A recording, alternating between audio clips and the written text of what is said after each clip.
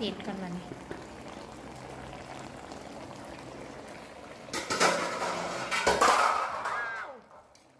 แมวแมวแมว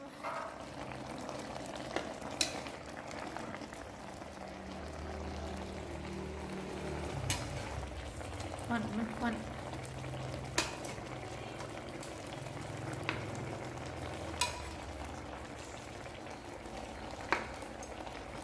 แซ่บสุด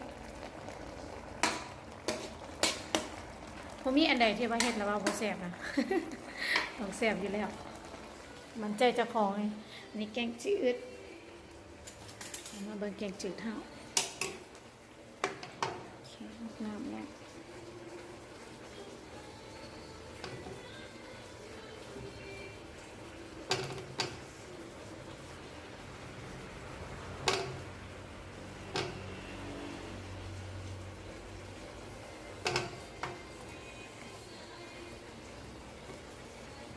แกงจืดหมักน้ำเด้อ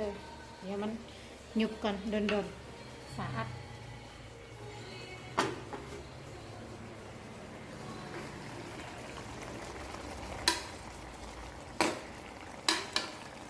เสร็จสิ้นเรียบร้อยต้มเค็มปลากับแกงจืดนะจ๊ะมื้อนี้กิน3 คนนี่ ให้ไพ่นี่ ลืมมันเลย